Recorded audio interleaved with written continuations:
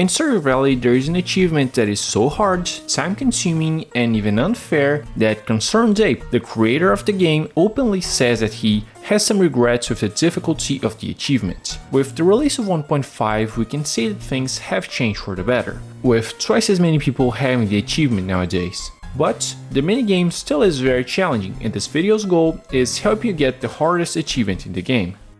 First off, let's get the basics out of the way. To get the achievement, you have to beat a minigame inside Stardew Valley called Journey of the Prairie King, and you can play it on Gus's Saloon. The catch is that to get the achievement, you have to beat the game's 10 levels and 3 bosses without being hit once. But to most, the biggest source of frustration when it comes to getting the achievements is that the game can corner you sometimes, with no way of escaping no matter how well you play. Considering how much RNG plays a factor in the game, it can really get frustrating to keep dying because you need to rely on enemies to drop power-ups or coins. With all that being said, there is a pretty reliable method of progressing through the game. When you beat a level, the game saves your progress and allows you to continue playing from that level if you stop and then come back. So basically you can beat one level at a time, without dying of course. And when you get to the next level, you quit the game and then go to sleep to save your progress, to continue playing on the next in-game day. The problem with that strategy is that you need to wait until 12 PM, that is, when the saloon opens, to continue playing the game. There are 2 ways around that I can think of. You can either get the key to the town with Mr. Q, which is a late game item you get on the islands, or you can just cheat. But you can just wait a little over 4 minutes until the saloon opens before each try, whatever you think is best.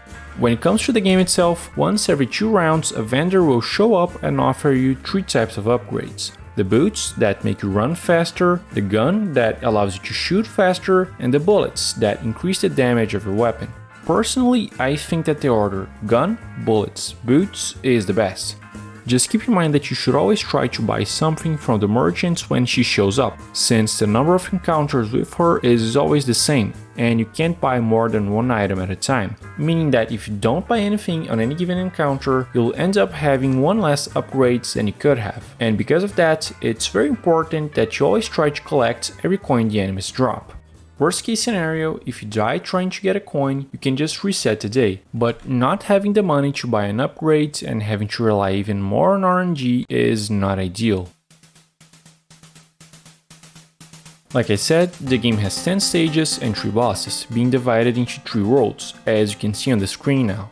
The bosses aren't hard, you just need to be patient. And that includes Factor, the last boss. If you always stay above him, only dodging his shots while moving as little as you can, you won't have a lot of trouble beating him. Again, the game often corners you both literally and figuratively. Sometimes, depending on the enemy spawns and the lack of power-ups, you might not really have a way out.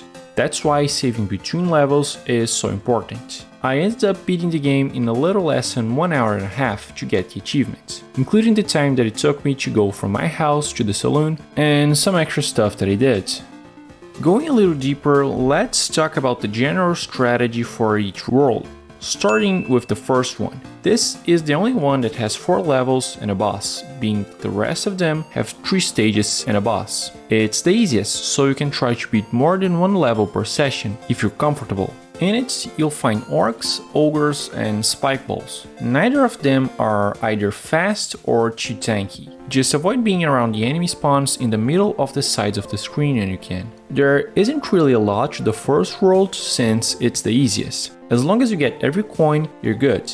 After the 4th level, you're going to face off against a cowboy. He's pretty easy as long as you're patient. Just try to shoot him when he's going back and forth or when he stops out of cover.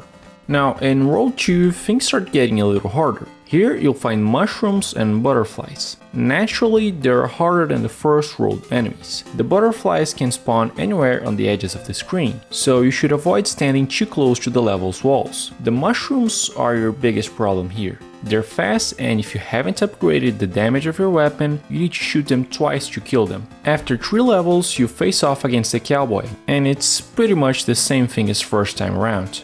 World 3 is when things really change. Now you have to deal with mummies and imps. The mummies are tanky and generally spawn in groups, although they are pretty slow. The imps are faster and can go through walls. They'll spawn on any of the sides of the map, just like the butterflies.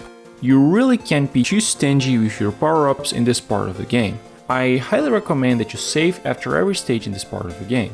After you get through the 3 levels in this world, you'll face off against Factor, the final boss. Starting the fight with a power-up in your pockets is ideal, but as you can see on the attempts that I defeated him, it's possible to do it without one. As I said, if you stand directly above him and only move a little to dodge his shots, you beat him soon enough. Overall, I'd say that Factor's challenge went from being an unfair achievement to a grindy one. With this guide, I think it's only a matter of time until you get the achievements. If I helped you, I would be very happy if you consider liking my video and subscribing to my channel. Any questions and feedback are appreciated, and keep in mind that I read every comment in my videos. Bye bye!